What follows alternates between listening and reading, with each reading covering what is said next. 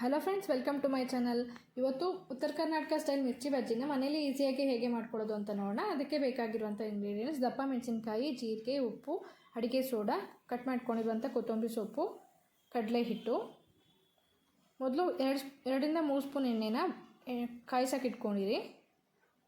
Next ಮೆಣಸಿನ್ಕಾಯಿನ ಈ ರೀತಿ ವಾಶ್ ಮಾಡಿಕೊಂಡು ನೀಟಾಗಿ ಸ್ಪ್ಲಿಟ್ ಮಾಡ್ಕೊಳ್ಳಿ.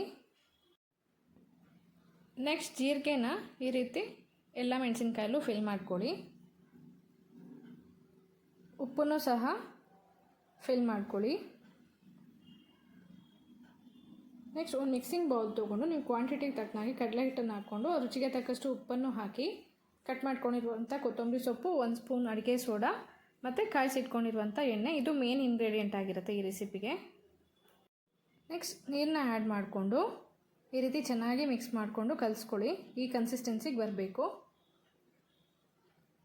ನೆಕ್ಸ್ಟ್ ಒಂದು ಬಾಣಲಿಗೆ ಎಣ್ಣೆ ಹಾಕ್ಕೊಂಡು ಒಂದೊಂದೇ ಮೆಣಸಿನ್ಕಾಯಿನ ಈ ರೀತಿ ಹಿಟ್ಟಿನಲ್ಲಿ ಅದ್ಕೊಂಡು ಫ್ರೈ ಮಾಡ್ಕೊಳ್ಳಿ. ತುಂಬ ಟೇಸ್ಟಿಯಾಗಿ ಬರುತ್ತೆ ಫ್ರೆಂಡ್ಸ್. ಅವ್ರು ಯಾವ ಥರ ಮಾಡಿರ್ತಾರೋ ಅದೇ ಟೇಸ್ಟೇ ಬರುತ್ತೆ. ಈಸಿಯಾಗಿ ಮನೇಲಿ ಈವ್ನಿಂಗ್ ಟೈಮ್ ಮಾಡ್ಕೋಬೋದು. ಇದನ್ನು ಮಕ್ಕಳು ಕೂಡ ತಿನ್ಬೋದು, ಯಾಕಂದರೆ ಈ ಮೆಣಸಿನ್ಕಾಯಿ ಸ್ವಲ್ಪ ಕೂಡ ಖಾರ ಇರೋದಿಲ್ಲ. ಕಾಫಿ ಜೊತೆ ಸರ್ವ್ ಮಾಡಿ ತುಂಬಾ ಟೇಸ್ಟಿಯಾಗಿರುತ್ತೆ ಫ್ರೆಂಡ್. ರೈನಿ ಸೀಸನ್ಗೆ ಹೇಳಿ ಮಾಡಿಸಿರುವಂಥ ಸ್ನ್ಯಾಕ್ಸ್ ಅಂತಲೇ ಹೇಳ್ಬೋದು. Thank you for watching.